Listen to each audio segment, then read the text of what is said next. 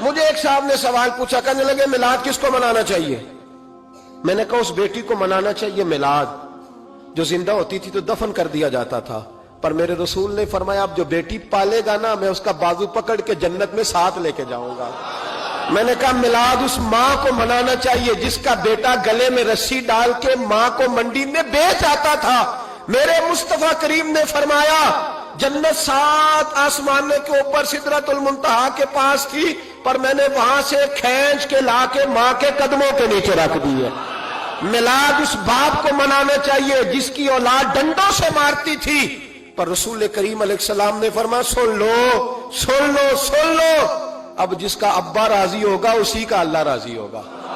میں نے کہا میلاد اس غریب کو منانا چاہیے جو بھینس کی طرح بکری کی طرح منڈی میں بکتا تھا، پر مصطفیٰ نے کالے رنگ والے حبشی غلام کو سینے سے لگا کے کہا غریبوں کو چھوٹا نہ سمجھنا، میں اللہ کا رسول جب جنت میں جاؤں گا تو آگے بھی غریب ہوں گے، پیچھے بھی غریب ہوں گے، دائیں بھی غریب ہوں گے، بائیں بھی غریب ہوں گے۔ فرمایا امیر ویٹنگ لسٹ میں ہوں گے، 500 سال بعد جنت میں جائیں گے، غریبوں کے لیے جنت کے دروازے 500 سال پہلے ہی کھلوا دوں گا۔ اسے منانا چاہیے، میلاد منانا چاہیے۔ اور میں نے کہا مولوی سن، تجھے پوچھتا کوئی نہ، تیرا ذکر کوئی نہ کرتا، لیکن تو ممبر پہ بیٹھا ہے، تو محمد عربی کے نام کا کھا رہا ہے، تو علی کے نام کا کھا رہا ہے، تو عمر عثمان اور ابو بکر کے نام کا کھا رہا ہے، تو حسنین کا صدقہ کھا رہا ہے۔ تجھے نہ تیری کبھی کسی نے برادری پوچھی، نہ کبھی تیرا کسی نے ایڈریس پوچھا، نہ کبھی کسی نے تیری سند پوچھی، لوگ تیرے نعرے لگاتے ہیں، لوگ تیرے ہاتھ چومتے ہیں۔ پھر مان جا کہ تجھے صبح بھی میلاد منانا ہے، شام بھی میلاد منانا ہے، اور تجھے یہ کہنا چاہیے خس خس جنہ قدر نہیں میرا ایتے صاحب نو وڈیائیاں، میں گلیاں دا روڑا کوڑا، ایتے محل چڑھایا سائیاں، تیرا کام تھا تیری آنکھیں بھیگی رہتی۔ اور اس بوڑھے کو بھی میلاد منانا چاہیے جس کے بارے میں میرے نبی پاک نے فرمایا سفید داڑھی والے کی جس نے عزت کی اس نے تو رب کی عزت کی، اس نے تو رب کی عزت کی میرے بھائی۔ اس مزدور کو بھی میلاد منانا چاہیے جس کے بارے میں نبی پاک نے فرمایا جو اپنے ہاتھوں پہ چھالے ڈال کے مزدوری کرتا ہے میں نے تو اسے رب کریم کا دوست بنا دیا ہے۔ ہر اس طبقے کو میلاد منانا چاہیے جسے میرے رسول نے عزت عطا فرمائی۔ اس بہن کو بھی میلاد منانا چاہیے جس کے بارے میں نبی پاک نے فرمایا اگر کسی کا باپ چلا جائے اور اس کے حصے میں بہنیں آ جائیں، 4 بہنیں، 3 بہنیں یا 2 بہنیں بیاہ کے جو آیا تپے سے، میرے محبوب نے فرمایا میری انگلیاں جڑی ہوئی ہیں نا، اس طرح میں اسے اپنے ساتھ جوڑ کے جنت میں لے کے جاؤں گا۔ اس بہن کو میلاد نہیں منانا چاہیے۔ میرے رسول پاک نے فرمایا جس کی بیٹی واپس آ جائے، طلاق ہو گئی یا بیوہ ہو گئی، واپس آ گئی، نام بچ سکی، واپس آ گئی، فرمایا واپس آنے والی بیٹی کی جو باپ خدمت کرے گا، میرے رسول پاک فرماتے ہیں میں قیامت میں اس کا سفارشی بنوں گا۔ تو اس بیوہ کو اور طلاق یافتہ کو میلاد نہیں منانا چاہیے، وہ اس رسول کا ذکر نہیں کرے گی جس نے اتنا درجہ دے دیا، اتنا نواز دیا۔ اور تجھے تو صبح و شام میلاد میلاد کرنا چاہیے تھا، تجھے تو صبح و شام درود درود کرنا چاہیے تھا، سلام کے گجرے بھیجنے چاہیے، یا رسول اللہ کہتے تیری زبان جو ہے وہ ہر وقت تر رہنی چاہیے تھی، تو بحث کر رہا ہے، تو اس پہ دلیلیں دے رہا ہے، تو اس پر باتیں کر رہا ہے۔ حضرت عمر سے پوچھنا، حضرت عمر سے، جناب اسامہ بن زید رضی اللہ تعالیٰ عنہ حضور کے غلام تھے، نبی پاک ان سے بڑا پیار کرتے تھے۔ ایک جنگ میں پیسے آئے تو حضرت عمر فاروق رضی اللہ تعالیٰ عنہ نے 25,000 دیا اپنے بیٹے کو، اور اسامہ بن زید کو 50,000 دینار دیے۔ بیٹا کہنے لگا ابا جی وہ تو چھوٹے ہیں میں بڑا ہوں، وہ حضور کے زمانے میں بچے تھے میں جہاد کرتا تھا، یہ آپ نے کیا کیا؟ تو حضرت عمر رو پڑے، کہنے لگے بیٹا یہ تیرے باپ کے سر پر جو عزت کے بال ہیں یہ مصطفیٰ کے اگائے ہوئے ہیں۔ یہ نبی پاک، اسامہ سے نبی پاک کا پیار بڑا تھا، حضور کی محبت بڑی تھی۔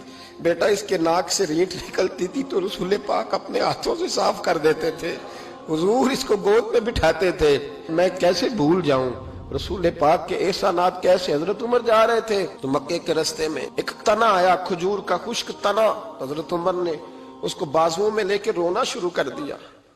عمر کیا ہوا؟ کہنے لگے یہاں تو میں اونٹ چرایا کرتا تھا، یہاں اور میرا باپ مجھے مارا کرتا تھا، دیکھو آج عمر نعرہ لگاتا ہے تو کیسر و کسرا کام، او بھائی اصلہ نال جے نیکی کریے، ہاں اصلہ نال جے اصلہ نال جے نیکی کریے تے وہ نسلاں تاک نہیں بھول دے ہاں بے اصلاں نال نیکی کریے تے پھل کنڈیاں نال تول دے اور سن تیری دنیا بھی حضور کے صدقے بنی اور تیری قبر میں بھی کوئی ساتھ نہیں جائے گا, کوئی ساتھ نہیں جائے گا, قبر میں بھی مصطفیٰ کریم صلی اللہ ہو.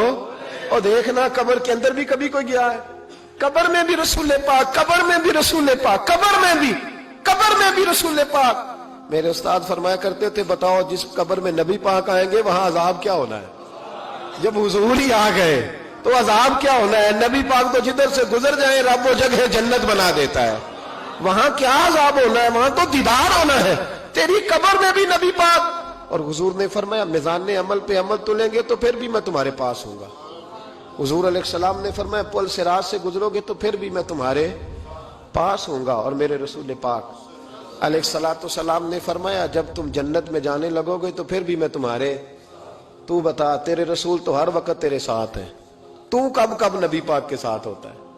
تو بتانا تو کب کب نبی پاک کے ساتھ؟ میں چھوٹے جلسے کا قائل ہوں, لمبی محفل میں گزارش کرتا ہوں دوستوں سے کہ لمبا جلسہ نہ کرو, لیکن ایک جگہ پہ میں گیا تو ایک بڑے پڑھے لکھے آدمی نے مجھے کہا مولانا ان کو سمجھائیں, آدھی رات تک بٹھائے رہتے ہیں, ان کو سمجھائیں. میں نے کہا میں سمجھاؤں گا پر آپ بھی ذرا اپنا لب و لہجہ تھوڑا دھیما کریں. تو پوری رات نہیں نبی پاک کے لیے جاگا اور میرے رسول تو ساری حیات تیرے لیے جاگتے رہے, ساری رات محبوب نے. کیا کہتے ہیں بریلی کے امام اعلی حضرت فرماتے ہیں ان کی مہک نے دل کے غنچے کھلا دیے, وہ جس راہ چل دیے ہیں کوچے بسا دیے ہیں, میرے کریم سے گر قطرہ کسی نے مانگا دریا بہا دیے, دربے بہا دیے ہیں. اور اللہ کیا جہنم اب بھی نہ سرد ہوگا؟ اللہ کیا جہنم اب بھی نہ سرد ہوگا؟ رو رو کے مصطفیٰ نے دریا بہا دیے, رو رو کے مصطفیٰ نے.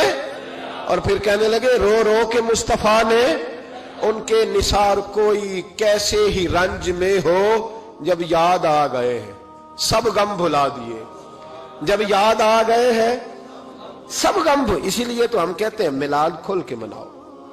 رسول پاک کا میلاد بہانے کرتے ہیں, بہانے وہ کرتا ہے جس نے کام نہیں کرنا ہوتا, جس نے کرنا ہوتا ہے وہ بہانے.